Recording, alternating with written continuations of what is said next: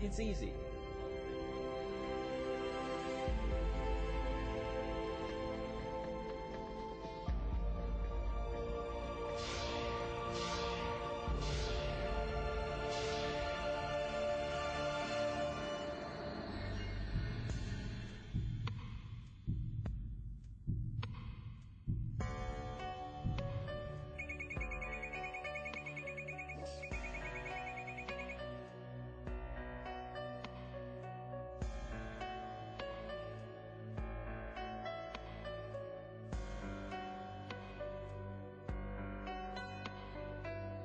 So we sleep in beds we've never made, holding close to love when love should fade. Holding on to this is the best thing we'll ever do.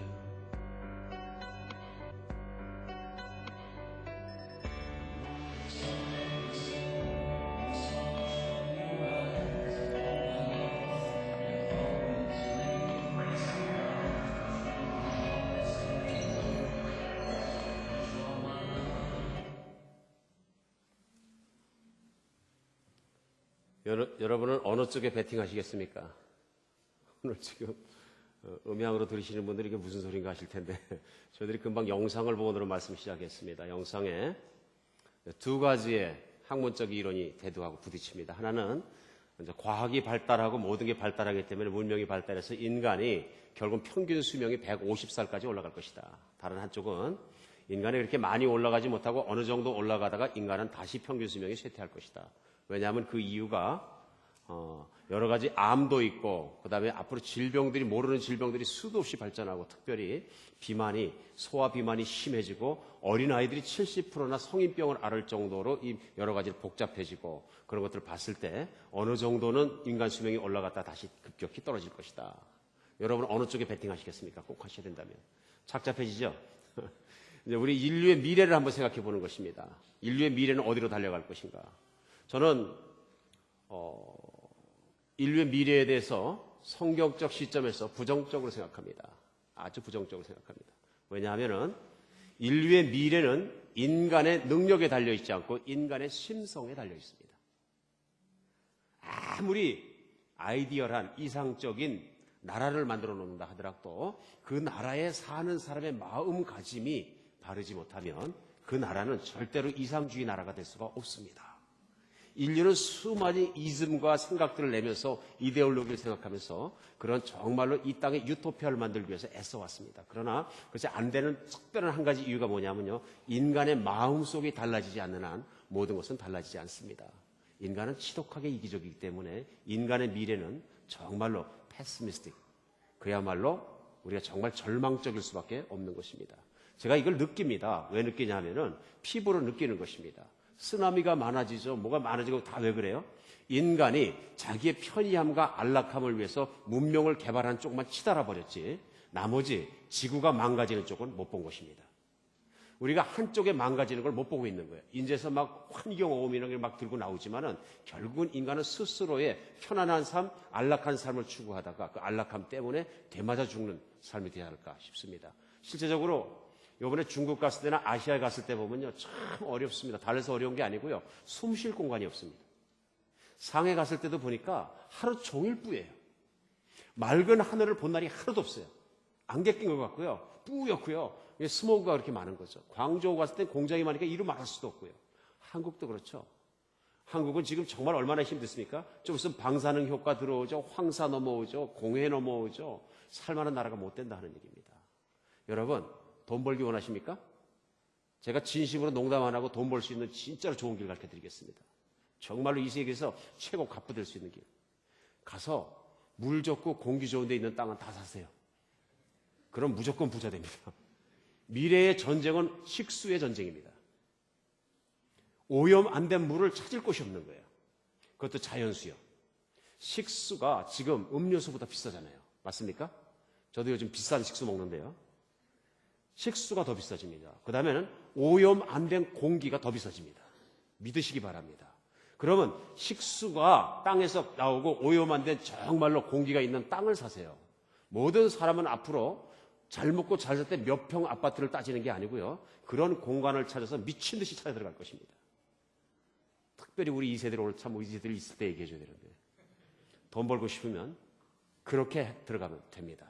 그런 곳은 요즘 사람도 별로 없습니다. 그럼 청정해역에 들어갈 수 있을 것입니다. 오늘 이 말씀 왜 드리냐면요. 인류는 스스로 목에 칼을 대고 자살하는 것처럼 자기의 편안함과 자기의 안일함을 위해서 미친 듯이 뛰어가고 있습니다. 고장난 기관차 같습니다만 자기가 잘 살 수만 있다면 환경이 오염되든 무하든 미친 듯이 뛰어갑니다. 중국이나 동남아시아 가보면 미친 것 같아요. 제가 보니까 제정신들이 아닌 것 같아요. 정신이 하나도 없습니다. 중국 가보세요. 막 역주행하고 막 정신이 없고요. 왔다 갔다. 인도도 똑같습니다. 인도는 차선도 없어요. 야, 인도 내렸더니요. 혹시 내가 지옥에 왔나 이런 마음이 들 정도로 정신이 펑펑펑펑 해지는 거예요.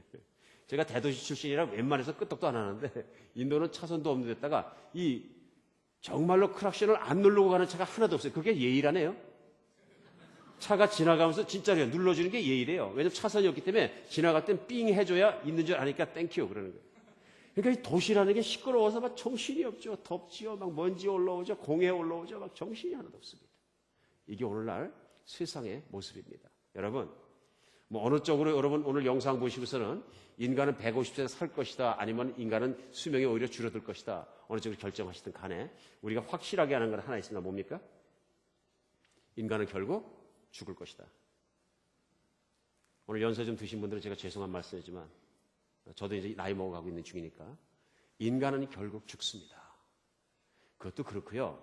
오늘 화면에 나온 게 뭐냐면 인간 나이가 75세 넘어서 계속 더 살면 150세까지 80년을 더 살아버리면 그것이 젊어서 살면 운동도 하고 좋겠는데 힘이 빠져서 80년이라는 세월은 참 고단한 세월입니다. 맞습니까? 어떻게 따지면 참 고단한 세월 80년 한 인생을 또 살아야 되는 거예요. 그렇게 뭐 기뻐할 일만도 아니다 하는 얘기입니다. 인간은 결국은 죽습니다. 여기서 벗어날 사람은 아무도 없습니다. 누가 해결합니까? 죽어야 되는 운명 속에 있는 사람이 해결할 수 있습니까? 없습니다. 과학이 해결합니까? 과학은 사람이 하는 것입니다. 못합니다. 철학이 합니까? 못합니다. 정치인이 합니까? 이상주의적인 유토피아적인 나라를 만들어가지고 과학과 모든가 공기를 맑은 나라를 만들고 그래서 한 300년 살게 해줍니까? 그럼 됩니까? 해결 안 됩니다. 절대로 해결 안 됩니다. 결국은 인간은 죽을 수밖에 없는 운명입니다. 무슨 얘기냐면요. 지구는 멸망을 향해 달려가는 불덩어리 같은 곳이다. 그런 겁니다. 그렇기 때문에 우리가 성경 말씀을 시편 146편 3절로 4절에 한마디 말씀으로 딱 종지부를 그으셨습니다. 뭐라고 하시냐면요. 방백들도 의지하지 말며 도울 힘이 없는 인생도 의지하지 말지니 그 호흡이 끊어지면 흙으로 돌아가서 당일에 그 도모가 소멸하리로다. 아멘. 무슨 말씀이냐 하면요. 인생이 코끝에 달려있다 그런 얘기예요. 불교에서 아주 유명한 스님께서 마지막에 인간을 갖다 뭐라고 말씀하시냐면 무비공이라고 그러셨어요. 우리 토요일 날 말씀드렸는데 무비공. 콧구멍이 없다 그런 얘기예요. 그렇게 어려운 얘기. 굉장한 깨달음이죠. 무슨 얘기냐면요. 인간은 콧구멍으로 숨을 쉬냐에 따라서 사냐 죽으냐가 됐을 뿐이지 콧구멍이 없으면 끝났다 그런 얘기예요. 인간은 그만큼 참 불쌍한 존재다 이런 얘기입니다. 성경 말씀도 그렇죠. 인간이 아무리 잘났고 뭐 꿈이 크고 뭐 어쩌고 저쩌고 해도 코끝에 호흡이 달려있으니까 코끝에 호흡이 없으면 끝났다 그런 얘기예요. 저는 그런 거 참 많이 느낍니다. 목회자로서 임종을 가끔 제가 지켜봅니다. 특별히 우리 사랑하는 성도님들 이렇게 숨 거두실 때 마지막 호흡을 제가 이렇게 추스릴 경우가 있습니다. 벌써 교회 개척한 지 몇 년 안 되는 것 같은데 몇 분 벌써 제 품 안에서 돌아가신 것 같아요. 참 은혜스럽게도 평안하게 주님께 가셔서 너무나 그거 감사하게 생각해요. 어떤 분은 제 품에 안겨서 돌아가신 분도 계시는데 근데 이렇게 보면은 호흡이 가빠지시면 맨 마지막 호흡 쉴 때 제가 알아요. 영적으로 하는지 육감적으로 하는지 이제 모르겠는데 제가 딱 알아요. 이게 마지막 호흡이다. 탁 넘어갑니다. 넘어가면서 제가 이렇게 코에다 손을 딱 대면은 찹니다. 벌써 싸늘해지기 시작합니다. 그냥 죽고 한참 있다 싸늘해지는 게 아니고요. 코끝에부터 차가워집니다. 아, 그럼 돌아가셨구나. 제가 압니다. 그 다음에 코끝부터 차는 입이 차지고요. 싹 차지기 시작하면 점점 몸 끝에 차지기 시작하고 손발은 나중에 차집니다. 그런 모습들 이렇게 볼 때 인간의 정말 생명이 코끝에 달려있는 건 맞습니다. 맞습니다. 오늘은 이 부활절날 죽는 얘기 갖고 왜 이 목사가 시작하느냐 하면요. 죽는 걸 알아야 부활도 필요한 것입니다. 우리가 죽는 걸 모르니까 부활이 별로 감각이 없는 거예요. 죽어야 하는 인간은 인간을 살릴 수 없습니다. 이게 period 종지부예요. 누가 살립니까? 밖에서 안으로 들어와야 되는 거예요. 죽지 않는 세계에서 정말 슈퍼내추럴한 파워, 초자연적인 능력이 우리 안으로 들어와야 되는 거예요. 그분이 누구시냐면 바로 성경에 기록되어 있고 인류의 역사가 증명하고 있는 예수 그리스도가 이 땅에 온 사건입니다.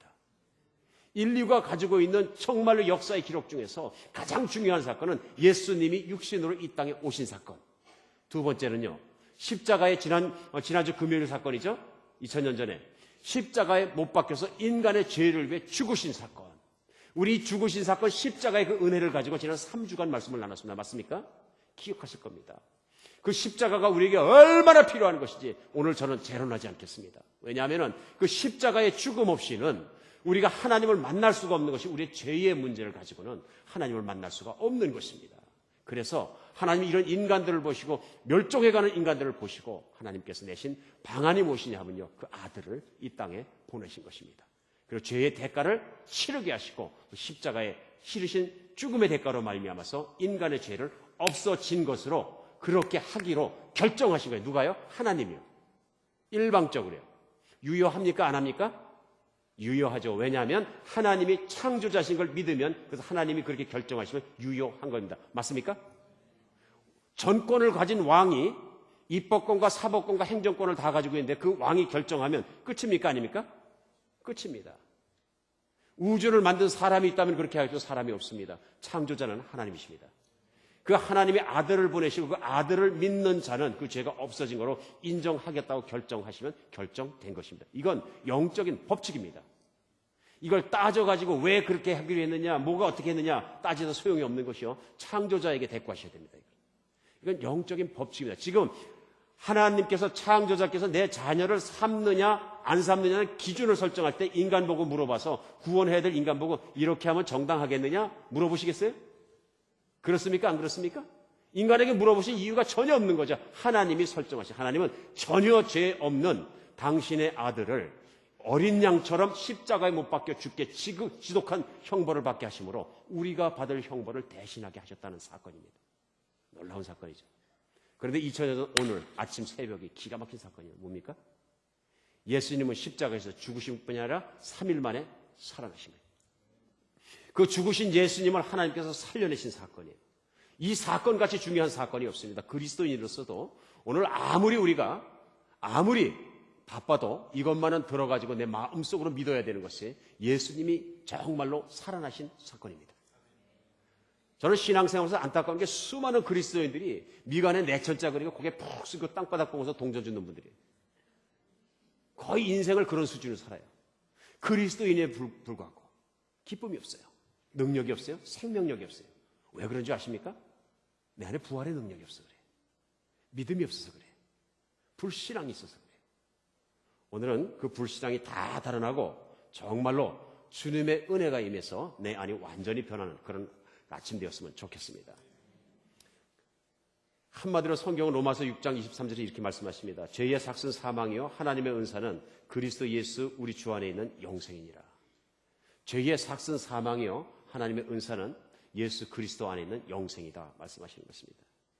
전 세계는 지난 한 주간 동안 예수 그리스도의 고난의 사건을 기억하고요, 바로 오늘 전 세계는 그리스도 예수로 부활로 열광합니다. 근데 사람들이 그렇게 다 열광하면 뭐합니까? 내 것이 안 되면 소용없는 거예요. 아무리 예루살렘이 열광하고 지금 전 세계가 열광하고 교회마다 모여 앉아서 하나님을 찬양해도 내가 믿고 그 부활이 내 것 안 되면 아무 소용없는 겁니다.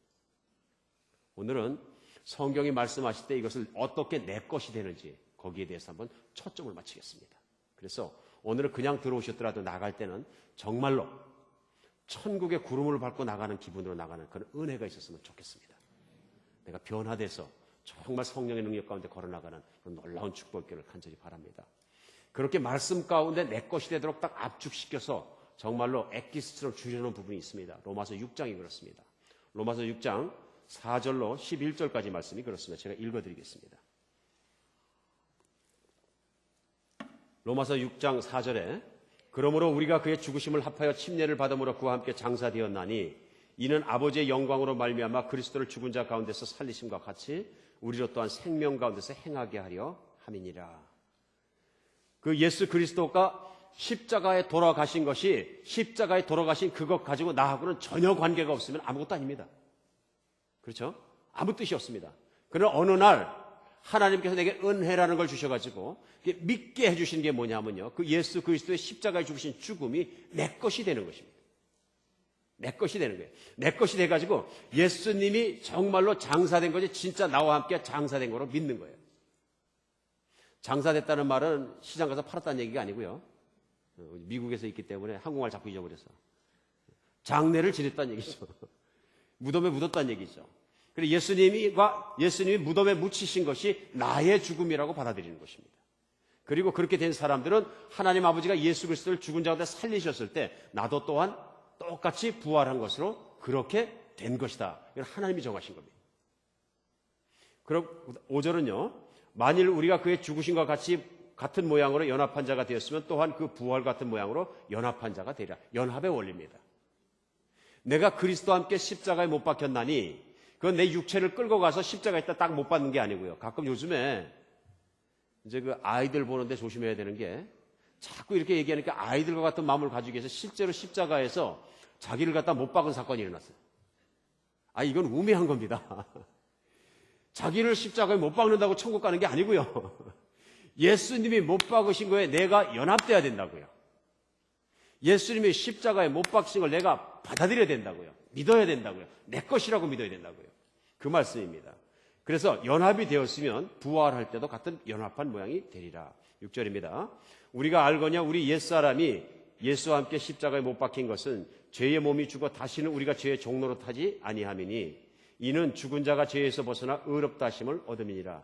만일 우리가 그리스도와 함께 죽었으면 또한 그와 함께 살 줄 믿노니 이는 그리스도께서 죽은 자 가운데 살아나셨으며 다시 죽지 아니하시고 사망이 다시 그를 주장하지 못할 줄을 알미라. 그가 죽으심은 죄에 대해 단번에 죽으시며 그가 살아계심은 하나님께 대하여 다시 살아계심이니. 로마서 6장 10절까지 제가 읽었습니다.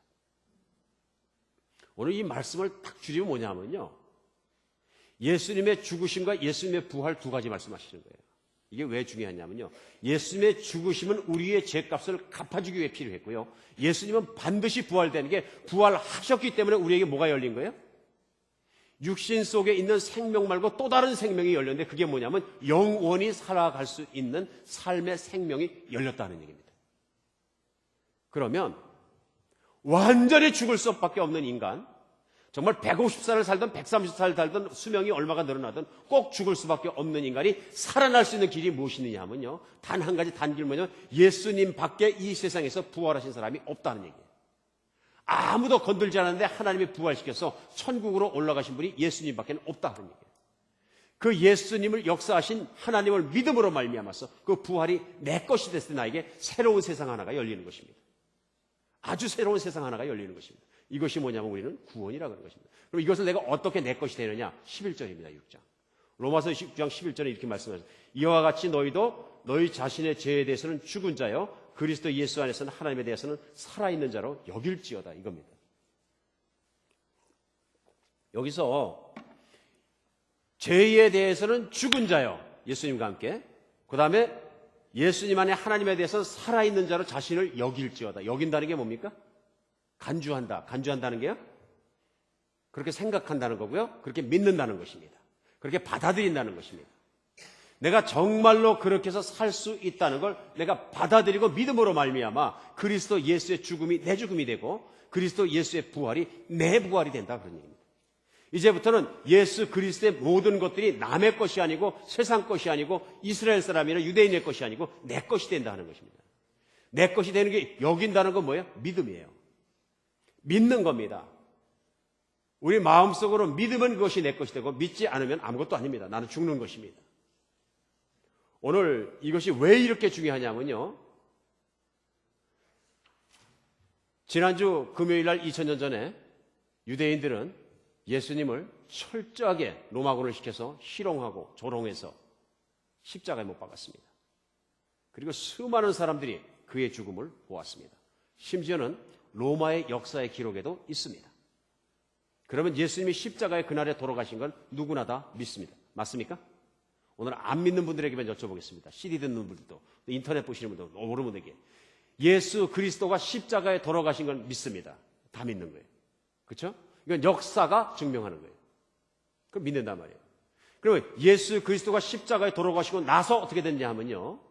그 시체를 받아서 그 시체를 정말로 그 유대인의 그 성경에 보면은 예법대로 몰약을 바르고 그다음에 얼굴까지 챙챙 동기고 온몸을 동겨가지고요. 제가 한국에서 염하는 걸 예전에 봤었는데 염하면 어떡합니까? 예전에? 베옷을 입혀가지고 꽁꽁 묶어가지고 입에는 뭐 넣어요? 다 그거 왜 하는지 모르겠어요. 동전. 어디 가는데 노잣돈하라고 동전 넣어주고요. 뭐. 그리고 뭐 그래서 꽁꽁 묶어가지고 입관시킬 때면 관에다가 딱 넣잖아요. 전 항상 그게 좀 불만이 있어요. 나는 좀 죽고도 꽁꽁 묶지 마라. 근데 묶어야 다루기가 쉽다 그러네요. 관에 넣고. 근데 유대인들도 천이로 동동 쌌습니다. 미라처럼. 그러니까 이거 죽으면 끝이에요. 그냥 부활해서도 못 일어나요. 얼마나 동동 싸놨는지. 그렇게 해서 한 번도 쓴 적이 없는 굴로 된 무덤에 갖다 넣습니다.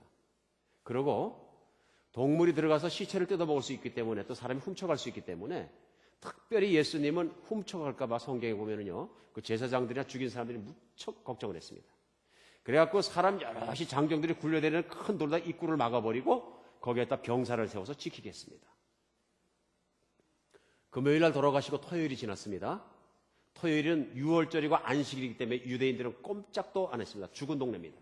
아무도 다니지 않습니다. 그리고 오늘 주일인 아침 새벽이 됐습니다. 그리고 예수님을 정말로 사랑하던 자매들이 예수님이 묻힌 그 무덤의 동굴 앞에 가서 섰습니다.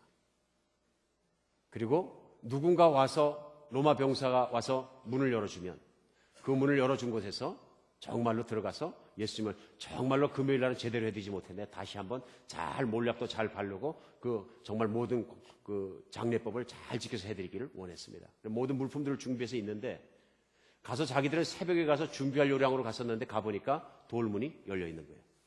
사람도 없고요. 안을 들여다보니까 그 정말 온몸을 쌌던 천은 잘 개켜서 딱 놔지는 거예요.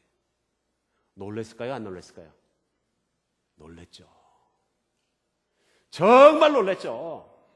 왜냐하면 예수님 따라갈 때 내가 3일 만에 부활하리라 하는 말씀은 들었지만 사람들은 믿지 않은 거예요. 기대하지 않은 거예요. 그 사람들 부활한 예수님을 만나러 간 게 아니고 제자들까지도 그런 기대를 갖지 않았어요. 믿음이 없었단 얘기예요.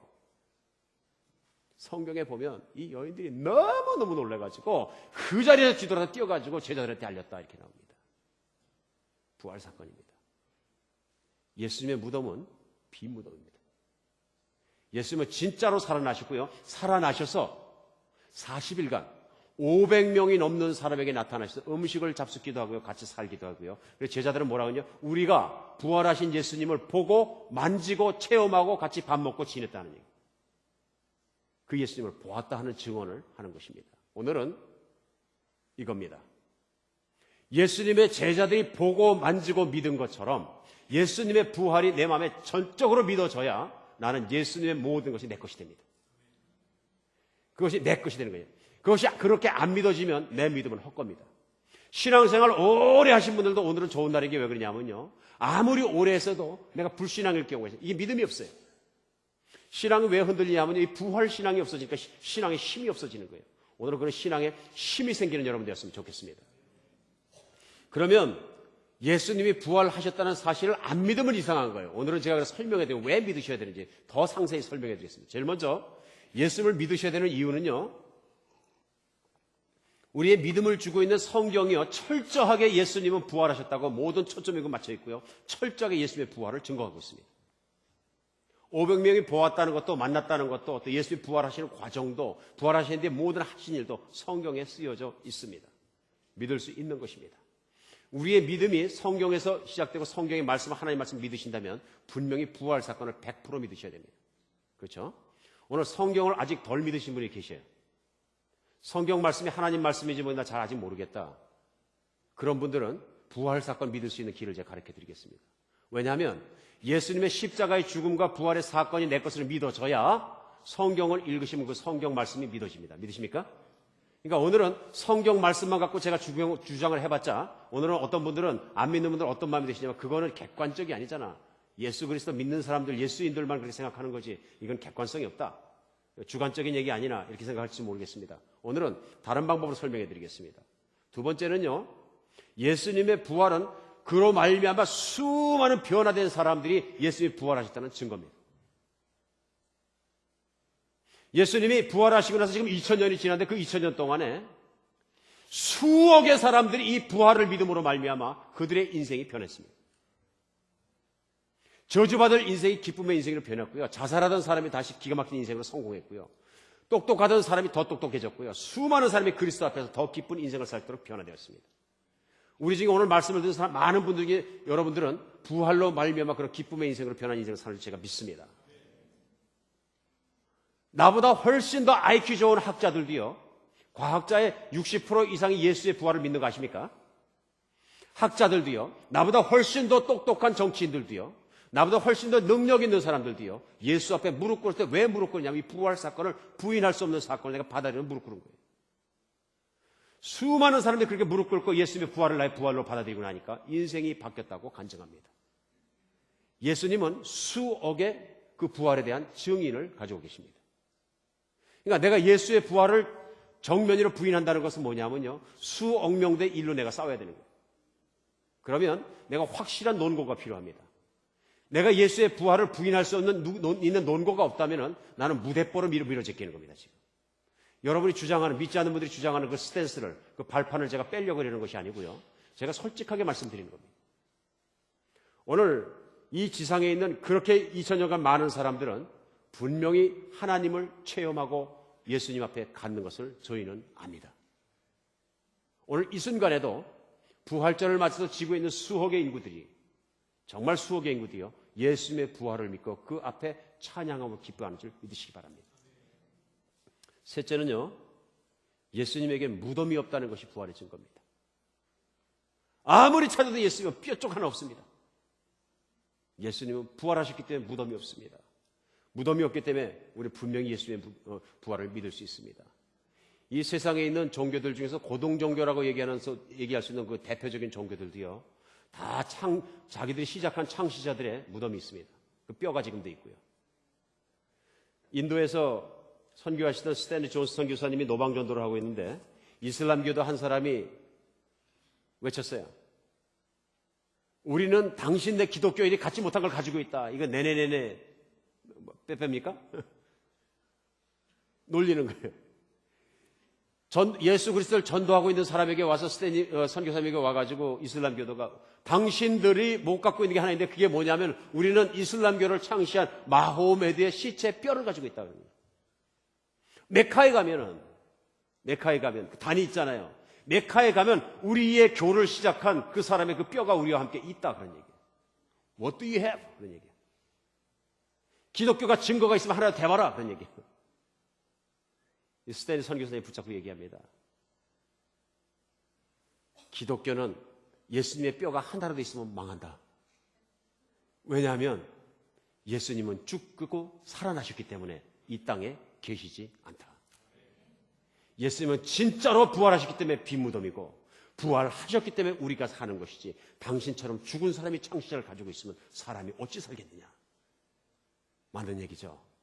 사람이 사람을 어떻게 구합니까? 사람이 만든 종교가 사람을 어떻게 구합니까? 정말로 기독교는 종교가 아닙니다. 기독교는요, 하나님이 주신 진리고 정말로 하나님이 쓰신 역사라는 걸 믿으시기 바랍니다. 예수님은 부활하셨습니다. 그렇기 때문에 무덤이 없습니다. 얼마 전에 불교도 마찬가지입니다. 몇 해 전에 불교에서 석가모니의 뼈를 발견해서 막 요란하고 난리도 아니었어요. 인도부터 시작하고 인도에서 발견을 하고 막 난리가 나가지고 그래가지고 지금은 유리 케이스에 넣어가지고 멋있게 잘 해갖고 사람들이 이제 경배를 하고 그러는데요. 뼈가 있다는 얘기는 죽음의 시신이 이 땅에 있다는 얘기는 무슨 얘기냐면요. 사람만 됐다는 얘기입니다. 신은 되지 않았다는 얘기입니다. 신의 능력으로 부활한 능력이 없다 하는 얘기입니다. 모든 인간의 궁극적 희망은 뭐냐 하면요. 영원히 사는 것입니다. 맞습니까? 여러분 영원히 살길 원하십니까? 이렇게 살다가 팍 없어지면 지옥 가시거나 없어지길 원하십니까? 영원히 존재하길 원하시잖아요. 그러나 인간 안에 이 문제를 해결할 수 있는 존재는 아무도 없습니다. 그렇기 때문에 확고한 증거는 뭐냐 하면요, 예수님은 살아나셨다는 것입니다. 네 번째 확고한 증거는 뭐냐 하면요, 제자들입니다. 예수님을 따르던 제자들이 12제자뿐만 아니라 11제자죠. 제자뿐만 아니라 500명이나 그것을 예수님의 부활을 봤다 그러는데요. 예수님의 부활을 보고 성령을 받고 그들이 변한 것입니다. 예수님의 십자가에 못 박혔을 때 제자들이 12제자를 포함해서 다 도망갔습니다. 무서워서요.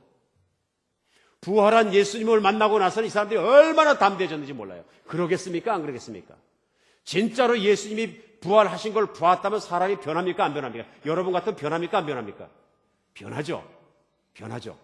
이 변화된 예수 그리스도를 따르던 사람들의 모습입니다. 이 제자들이 얼마나 예수님을 열심히 증거했느냐면요, 성경을 그 사람들이 다 써가지고 전하는 거죠. 우리가 정말 예수의 부활을 보았다, 만졌다, 체험했다 하는 것이고요. 이 12제자들 중에서 정말로 모든 사람들은요, 인류의 역사를 뒤져보면 이 사람들이 거의 다 순교했습니다. 왜요? 예수님이 부활했다는 그 사실을 갖다가 열방에 전하다가 핍박받아서 다 죽은 거예요. 사람이요, 죽이면 무서워서 아니라고 부인합니다. 아니라고요. 죽이겠다 그러면요, 아우, 나 예수 안 믿습니다. 부활 안 했다 그러죠, 뭐, 그럽니다. 그런데 진짜 부활을 본 사람은 그렇게 못합니다. 왜 그렇습니까? 내가 예수를 믿는다는 고백 가지고 천국이 열려있는 사람이 예수를 안 믿고 부활이 없다고 거짓말해서 내가 그로 말미암아 지옥 가겠느냐? 나는 내 고백으로 내 인생을 바꿀 수 없다. 절대로 부인 안 합니다. 절대로 안 합니다. 예. 그래서 확고한 증거는 뭐냐면요, 이들 중에서요, 예수님을 부인하는 사람이 없는 거예요. 핍박 속에 살면서 기독교인들이 정말 피 흘리고 죽을지언정 예수님을 부인하지 않고 예수는 부활했다고 전하면서 죽는 거예요. 생각해 보세요. 500여 명이 다 정신병자든지 그러면 말이 됩니다. 그게 가능합니까? 불가능합니다. 이들은 건강한 사람들이었습니다. 닉슨 전 대통령의 특별 고문을 맡고 있던 찰스 콜슨이라는 사람이 러빙 갓이라는 책에서 자기 인생에 대해서 많이 쓰는데요. 자기가 대통령 특별 보좌관을 했을 때 그 내용을 씁니다. 우리가 아는 것처럼 1972년도 워싱턴에 있는 그 워터게이트 건물 안에 민주당 사무실이 있었는데 거기에 절도범이 들어갑니다. 그런데 대수롭지 않은 단순 절도 사건으로 보였는데 절도범 중에 한 사람의 주머니에서 백악관 직원의 이름이 적힌 쪽지가 발견됩니다. 그래서 이 쪽지가 백악관 사람이기 때문에 도청을 하기 위해서 절도범이 아니라 도청을 하기 위해서 사람을 들여보는 것이 바로 반대당을 넘어뜨리기 위한 닉슨 행정부의 책략이었다. 이렇게 해서 공격을 받기 시작합니다. 그러니까요, 닉슨 대통령, 그때 어떤 때였냐면 재선에 성공하고 1973년도에 월남전을 종결시키고요, 완전 인기가 하늘을 찌를 만큼 막 올라갈 때였어요. 그런데 1974년 3월 20일에 대통령 보좌관들이 10명이 모여갖고 음모를 합니다. 애시 당초부터 이런 일은 있지도 않았고 대통령은 알지도 못하는 일이라고 발빼자. 사실은 자기들이 했어요. 발빼자. 그리고 완전히 이걸 감춰버리자. 결의합니다. 결의하고 나서요, 그들이 할 수 있는 모든 파워를 다 씁니다. 근데 이 보좌관들이 얼마나 파워가 있는 사람들이냐면요, 언제든지 전용기를 탁탁 내가지고 탈 수 있는 사람들이고요. 대통령 보좌관들이요. 보통 다른 나라 대통령보다 힘이 더 세다 그래요. 그렇죠? 박물관에 있는 그 비싼 그림들을 갖다가요, 내 사무실 갖다 집에 갔다 그러면 걸었다가 교환해가면서 볼 수 있는 사람들이고요. 그 다음에 경호원과 보좌관들이 아무데나 따라붙을 수 있는 사람들이고요. 어마어마한 미국의 파워를 가지고 있는 사람들이에요. 특권을 가지고 있는 사람들입니다. 이런 사람들이 한 사실, 정말 민주당 그 건물에 들어가던 도적이 잡힌 종이 쪽지 그 증거 하나 가지고 그 사건 하나를 은폐하면 끝나는 것입니다. 누가 세겠습니까? 보좌관들이 세죠. 예. 그리고 법률의 최고의 전문가들입니다. 이 책을 썼던 찰스 콜슨만 해도 미국에서 가장 알아주는 변호사 출신이에요. 근데 그 똑똑한 사람들이 막강한 파워를 가지고 10명이 목숨을 걸고 닉슨 정권을 지키기 위해서 결의를 했다면 지켜지겠습니까? 안 지켜지겠습니까? 지켜져야 되는 거죠. 18일 만에, 18일 만에 아니라는 것이 드러났습니다. 한 검사가 집요하게 질문을 하면서 서로 증언이 막 엇갈리기 시작하고 거길 막 후비고 들어가니까 나중에 결국은 실토하게 되고, 그래서 결국은 우리가 백악관에서 그렇게 했다는 거 같고, 결국은 닉슨 대통령이 내가 그렇게 했다고 자백하면서 정말 대통령에서 내려서는 기가 막힌 워터게이트 사건이 터진 것입니다. 이 사건을 지켜보면서 예수를 믿지 않던 찰스 콜슨이라는 변호사 출신인데요. 감옥 안에 갇힙니다. 보좌관들 전부 감옥 안에 갇히는데 생각합니다. 그 막강한 보좌관들이 정말 그렇게까지 목숨 걸고 정권을 지키기 위해서 했는데 못 지켰다면은 어부 출신과 장사꾼 출신인 예수의 제자들이 거짓말로 예수의 부활을 갖다가 정말로 거짓말로 만들어냈다면 이건 절대로 지켜줄 수 없다. 그러므로 나는 예수님의 부활을 신뢰하지 않을 수 없다. 예수님이 부활했다면 그분은 하나님이고 나는 그것을 믿어야 된다. 그러니까 진실한 믿음의 사람이 됐어요. 정계 떠나가지고 지금은 프리즌 미니스트리, 감옥에 갇힌 사람들 돌보며 살아가는 전 세계 수만 명과 함께 그런 미니스트리라는 정말 하나님의 사역자로 변했습니다. 옥스퍼드 대학에서, 영국에는 옥스퍼드 대학에서 역사학 교수로 가르치는 토마스 아놀드라는 교수가 이렇게 말씀하셨어요. 나는 여러 해 동안 과거의 역사를 연구하고 그 사실을 조사하고 이에 대하여 기록한 문헌과 유물을 고증하여 그 사실 여부를 조사하여 오는 중이다. 그런데 하나님께서 우리에게 주신 표징, 곧 그리스도가 죽으셨다가 다시 살아나셨다는 사실보다 더 분명하고 완전히 이해할 수 있는 사실을 인류 역사에서 나는 보지 못하였다. 역사 교수 얘기입니다. 평생 역사만 파고 사는데 예수 그리스도의 부활의 사건만큼 증거가 많고 부활의 사건만큼 확고하게 증인을 가지고 있는 것이 없다는 얘기입니다. 어느 역사도 이것보다도 확실하지는 않다 하는 얘기입니다. 객관적이라는 얘기입니다. 이것이 왜 이렇게 중요하냐면요. 오늘 제가 다시 한번 말씀드리죠. 줄리어스 시저를 죽인 것은 그의 신복이었던 그의 정말 경호대장이었던 브루투스다. 믿습니까? 안 믿습니까? 세계사를 조금 아는 사람은 믿습니다. 그리고 신복이 죽였지. 브루투스 너 맞아. 연극까지 나오잖아요. 그런데 그게 언제 쓰여졌습니까? 역사는 얘기해 줄 때 줄리아스 시저가 죽고 400년 뒤에 한 시인이 쓴 거예요. 역사가가 아니고요. 시인이요. 400년 뒤에요. 그런데 믿습니다. 예수님의 부활의 사건은 수많은 사람이 예수님의 부활의 현장을 본 사람이 한 세대가 지나기 전에 직접 봤던 목격자의 증인들이 바로 쓴 내용입니다. 믿으십니까? 믿어야 됩니까? 안 믿어야 됩니까? 토마스 아놀드 교수님 말씀이 맞습니까? 틀립니까? 맞는 거죠. 확고한 증언과 확고한 기록과 확실한 것을 가지고 있는데 믿지 않는 것이 이상하다 그런 얘기예요. 그래가지고 우리가 얘기하는 파스칼이라는 철학자 있습니다. 철학자이자 수학자이자 진짜 똑똑한 사람이라는데요. 파스칼이 뭐라고 얘기했냐면요. 만일 예수의 제자들이 서로 의논하여 예수의 부활을 거짓으로 만들었다고 가정해보자. 그 중에 한 사람이라도 본심으로 돌아갔더라면 예수의 부활이란 전부는 붕괴되었을 것이다. 그러나 저들이 순교하면서까지 입증한 제자의 진실성을 보여주었다. 만일 믿지 않는다면 우리는 벌써 그런 사람과는 말할 필요조차 없다. 무슨 얘기냐면요. 예수의 부활을 믿지 않는다고 얘기하면서 합당한 근거 없이 난 안 믿어 하는 것은요. 객관적이고 역사적인 사실만 가지고 봐도 믿지 않는 것 자체가 이해할 수 없다 그런 얘기예요. 똑똑한 사람들이 하는 얘기입니다. 생각 많이 하는 사람들이 하는 얘기입니다. 파스칼 하면 우리 다 합니다. 그렇지 않습니까? 오늘 이것이 왜 중요하냐면요. 우리 안에 막연하게 예수님의 부활이나 예수님에 대한 것이나 십자가의 사건을 믿지 않으려고 밀어내는 저항하는 것이 우리 마음속에 있다 그런 얘기예요. 이걸 영적으로는 뭐라 그러냐면 이게 타락의 근성에서 내가 나오는 거예요. 내가 항상 하나님과 경쟁하고 있는 거예요. 내가 조물주와 경쟁하고 있는 거예요. 나는 조물주가 아니고 나는 죽음으로 달려가고 있음에도 불구하고 어떻게 하면 그럼 이 사건이 내 것이 됩니까? 믿으면 되는 것이죠. 받아들이면 되는 것이죠. 오늘 본문은 뭐라 그럽니까? 11절에 보면은 이와 같이 너희도 너희 자신을 죄에 대해서는 죽은 자요. 십자가의 죽은 자로 여기라 그런 얘기입니다. 두 번째는요. 그리스도 예수 안에서 하나님에 대해서는 살아있는 자로 여기라. 믿어라. 받아들여라. 오늘 받아들여라. 그런 얘기입니다. 이걸 내가 믿으면 오늘부터 내가 신분이 달라지고 사상이 달라지고 믿음을 통해서 모든 세상을 사는 나의 존재가 달라진다는 얘기예요. 이건 정말 중요합니다. 왜냐하면 오늘 처음에 영상을 보는 것처럼 모든 인간은 죽음이라는 사망이라는 늪으로 그냥 빨려 들어가고 있는 겁니다. 제가 오늘 여기 펜이 하나 있습니다. 이 펜이 잘 보이라고 노란색으로 이렇게 놨다 떨어집니까? 아니면 공중에 서 있습니까?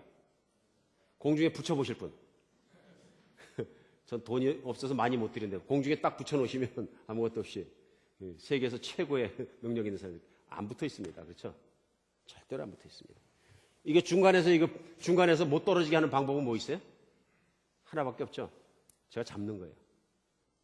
떨어지는 과정에 원칙에 따라 떨어지고 있는 걸 제가 잡으면 떨어집니까? 못 떨어집니까? 못 떨어지는 거예요. 이 인력의 법칙이 깨진 거예요. 끌어당기지만 더 이상 더 큰 파워가 가서 이걸 세워줘야 되는 거예요. 인간이 살아가는 게 똑같습니다. 인간이 살아가는 게 뭐냐면요. 죽음의 법칙에 의해서 죽음이 우리를 끌어당기고 있는 거예요. 얼마나 큰 힘으로 끌어당기는지 이걸 저항해서 돌아서 가지고 삶의 법칙으로 나갈 수 있는 사람이 아무도 없는 거예요. 맞습니까? 이건 인류의 역사가 증명해. 이것도 못 믿겠다 그러면 큰일 납니다. 그러면 이거는 불신앙이 아니라 정신병원 가야 돼요. 사람은 다 죽습니다. 죽음의 늪으로, 죽음의 인력으로, 죽음의 힘으로, 중력의 원칙으로 확 빨려 들어가는 거예요. 이 빨려 들어가고 있을 때 이 사망의 인력 때문에 이건 아무도 차단하지 못하는 거예요. 이걸 차단한 사건이 뭐냐면 예수 그리스도께서 부활하신 사건이에요.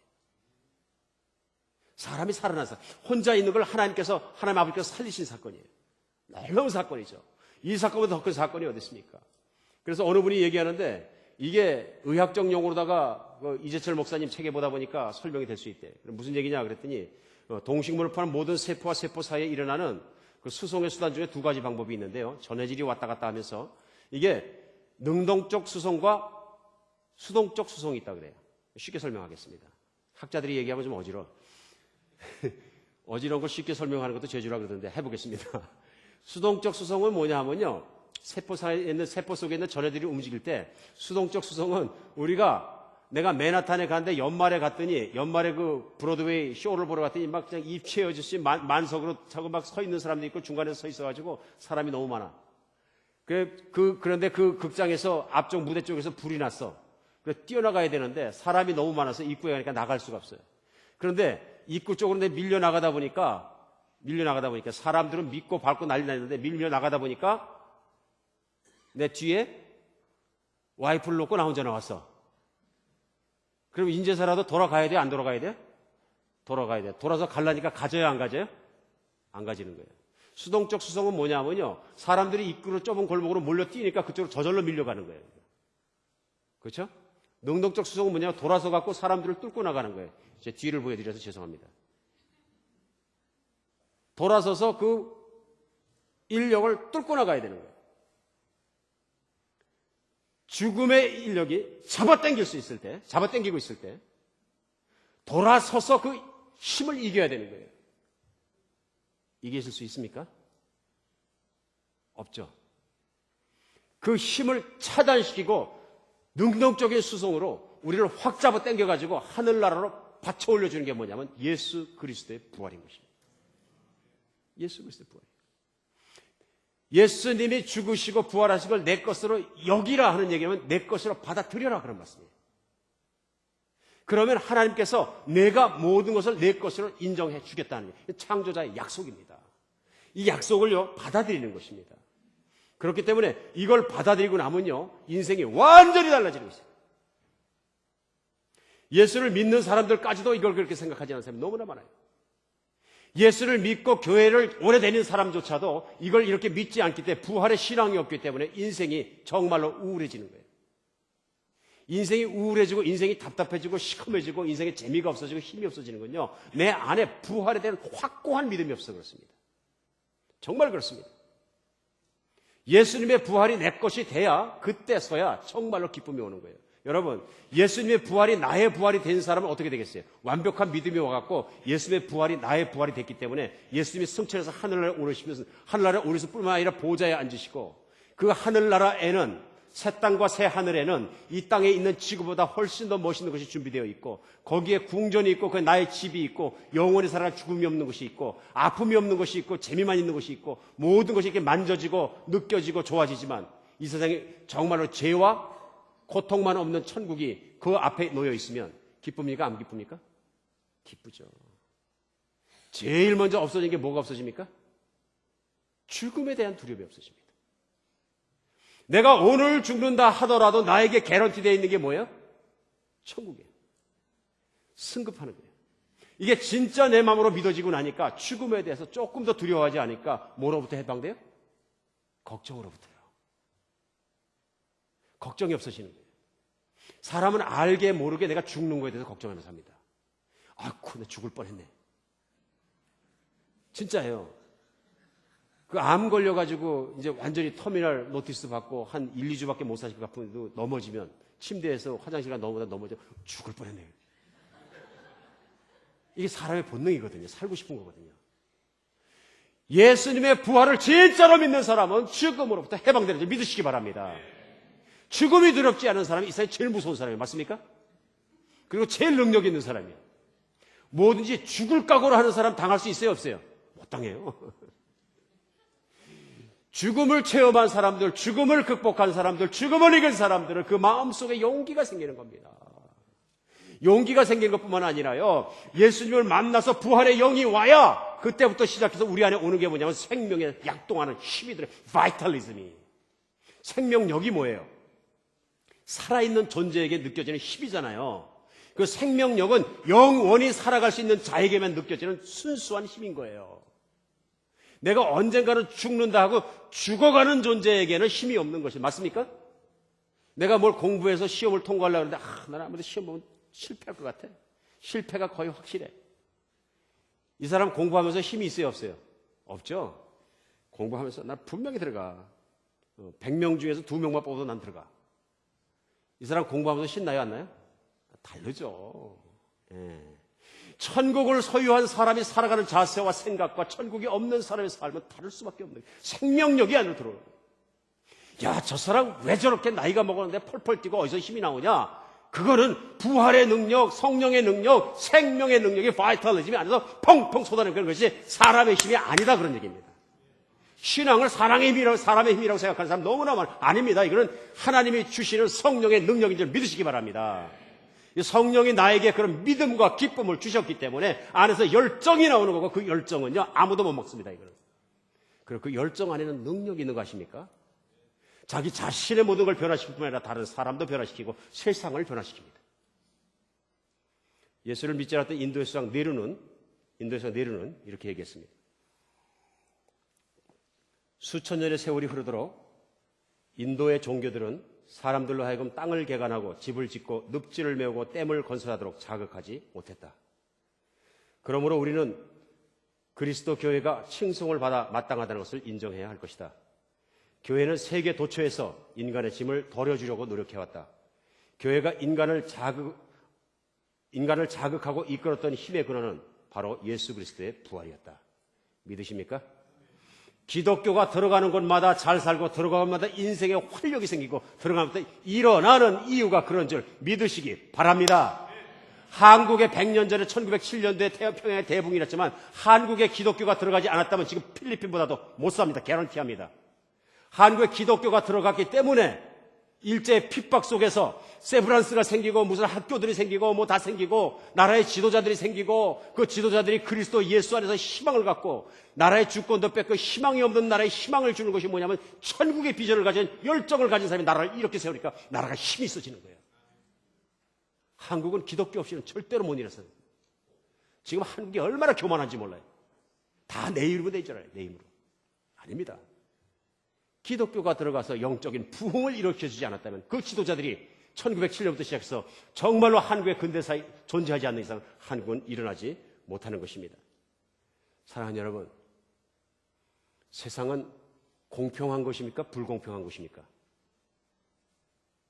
모르십니까? 저는 오늘까지 살아보니까 분명하게 하는 거 한 가지. 세상은 억수로, 경상도 말을 전 잘 모르는데 부산분이 얘기하는 억수로 불공평한 것입니다. 왜 그런지 아십니까? 공평한 게 하나도 없습니다. 여러분 부모 선택해서 태어납니까? 아니죠. 제일 중요한 거예요. 행복의 조건 중에 부모가 좋은 부모 밑에 태어난 게 중요해요? 안 중요해요? 무지무지 중요하죠. 요즘 같은 부잣집 아들로 태어나면요 걱정을 안 하나 봐보니까. 그렇죠? 네. 여러분 남자 여자로 태어난 거 선택합니까? 아니죠. 자매로 태어나서 후회하시는 분, 안 좋게 생각하시는 분, it's unfair 하시는 분, 잘생기고 못생긴 거 우리가 선택합니까? 내가 지능이 좋고 나쁜 거 선택합니까? 음악적 재능이 없고 있는 거 선택합니까? 뭘 잘하고 못하는 거 선택합니까? 건강하고 약한 처지는 거 선택합니까? 진짜 중요한 건 하나도 선택 못해. 그렇죠? 그러니까 우리가 뭐라고 하냐? It's unfair. 이렇게 되는 거예요. 하나님이 불공평하십니까? 아닙니다. 세상이 불공평합니다. 세상이 타락했기 때문에 불공평한 세상을 만들어 놓은 거예요. 세상의 부모들이 타락했기 때문에 어떤 부모는 부모 구실을 못하고요. 세상의 사람들이 타락했기 때문에 이기적으로 해서 나만 잘 살자 하다 보니까 어떤 사람은 부자고 어떤 사람은 가난한 거예요. 이게 하나님의 뜻입니까? 아닙니다. 사단의 뜻이고 세상이 망했고 세상은 타락했기 때문에 불공평한 세상이에요. 세상에서 공평한 세상을 찾는 건 미친 짓이에요. 미친 짓이에요. 무슨 종교가 삼소회라는 걸 만들어가지고 불교, 천불교, 그 다음에 캐톨릭 수녀님 모여가지고 막 TV에 나오니까 온 백성들이 그래, 이 기독교는 이기적이야. 저렇게 좀, 관용성도 있고 서로 포용하고 이렇게 해야지. 이게 뭐야. 그런데 그 사람들이 그 방식으로 사람 구해줍니까? 영혼을 오픈시켜줍니까? 아니죠. 인간의 또 다른 문제를 해결해보자는 정치적인 집단에 지나지 않는 거죠. 정치인도 그렇게 할 수 있습니다. 우리나라 오면은 이렇게 잘 살 수 있다, 공평하게. 그 공평하게가 정말로 입증되지 않은 게 뭐예요? 지금 공산주의 세계들 아니에요. 북한 아니에요. 공평합니까? 천만의 말씀이에요. 공평하게 잘 산 자 구원을까 공평하게 못 사는 게. 인간 안에 있는 타락의 근성을 인정하지 않는 거예요. 우리는 이런 불공평한 세상에 태어났습니다. 그런데 잘 들으시기 바랍니다. 그런데요, 하나님께서 기가 막힌 공평성을 보여주셨습니다. 그게 뭔지 아십니까? 예수 그리스도의 십자가의 죽으심과 예수 그리스도의 부활은 누구에게나 공평합니다. 오늘 믿으시면 하나님의 자녀 되는 줄 믿으시기 바랍니다. 그리고요, 이 세상 다른 건 몰라도 내가 이 세상 어머니 뱃속을 통해서 태어났지만은 다음 세상에 내가 어떤 존재, 어떤 사람으로 살아가냐는 것은 우리의 선택입니다. 그거 하나면 족합니까? 전 족하고도 남습니다. 이 세상에 사람으로 태어나서 다음 세상 살아가는 것을 나의 선택에 하나님이 주셨다면 얼마나 하나님이 나를 존중하시는 겁니까? 오늘 그 선택이 여러분과 제 앞에 있습니다. 예수 그리스도의 부활을 믿느냐 안 믿느냐, 그분의 십자가의 죽음을 내 것으로 여기느냐 안 여기느냐, 여기에 있습니다. 내가 어떻게 믿고 어떻게 생각하냐에 따라서 나의 미래가, 나의 장래가 다음 세상이 결정되는 줄 믿으시기 바랍니다. 오늘 여러분이 그 선택을 하신다면 어디로 가시겠습니까? 6피트도 안 되는 관 속에 들어가 땅에 묻히는 인생으로 죽음의 인력대로 빨려 들어가시겠습니까? 아니면 그리스도 예수 우리 주님의 부활을 믿고 내 다음 세상의 영광을 열어놓은 상태에서 이 땅의 인생을 힘있게 사시겠습니까? 결정은 여러분이 하십니다. 오늘 믿는 여러분을 위해서 제가 도전하겠습니다. 예수를 오래 믿으면서도 내 안에 이상하게 힘이 없고 영적인 활력이 없고 끙끙대고 살아가는 이유가 왜 그런지 아세요? 부활의 신앙이 내 가슴 속에 없는 거예요. 부활의 믿음으로 나를 펄펄 끓어오르는 그 열정이, 성령의 열정이 내 안에 없는 겁니다. 오늘은 그런 부활의 신앙이 내 가슴 속에 가득해질 여러분 되시기 바랍니다. 예수 그리스도가 살아나서 나도 살 것이고 내가 세상 두렵지 않게 살겠다. 살다가 오늘 내가 쓰러져도 나는 천국에 예수 그리스도 품 안에 발견될 것이고 두려움이 없다. 내 집은 천국에 있다. 정말로 선포하고 자신 있게 살아가신 여러분 되시기 바랍니다. 믿는 여러분들 저를 한번 따라 하시겠습니다. 선포하겠습니다. 예수 부활, 나의 부활, 예수 생명, 나의 생명. 우리 또박또박 한번 제가 선포하면 따라해 보겠습니다. 예수 부활, 나의 부활, 예수 생명, 나의 생명. 다시 한번 합니다. 예수 부활, 나의 부활, 예수 생명, 나의 생명. 믿으십니까? 우리 하나님께 박수 한번 하겠습니다. 다 같이 기도하겠습니다. 하나님 아버지, 성령의 임재하실 때 우리에게 부활의 영을 주시옵소서. 믿음을 주시옵소서. 한치도 빠짐없이 뱃속 깊이까지 믿을 수 있는 믿음 주시옵소서. 아버지, 그래서 우리가 인생을 사는 게 육신의 생각이 끌고 가는 것이 아니라 믿음이 끌고 가는 정말로 그런 정말 생명력 있는 삶 살아갈 수 있도록 오늘 우리를 변화시켜 주시옵소서. 오늘 우리의 믿음이 배나 커지게 하시고 예수 그리스도 부활이 내가 붙잡아지고 느껴지고 정말로 믿어지는 그런 아침 되게 하여 주시옵소서. 하나님, 그래야 저희가 살겠습니다. 저희가 그래서 천국이 보여 이 땅 가운데 있는 모든 것이 아무렇지도 않게 보여 내 죽음도 두렵지 않겠습니다. 하나님, 오늘 우리를 도와주시고 우리 안에 믿음 주시옵소서. 오늘 말씀 듣는 한 사람 한 사람의 마음속에 의심과 불순종의 모든 정말 어둠의 세력이 물러가게 하시고 내가 하나님의 살아계심과 하나님의 그 아들을 보내심과 그 아들이 부활하심을 믿는 그런 시간 주실 줄 믿습니다. 그리스도 예수 이름으로 기도합니다. 다 같이 나서 찬양하겠습니다.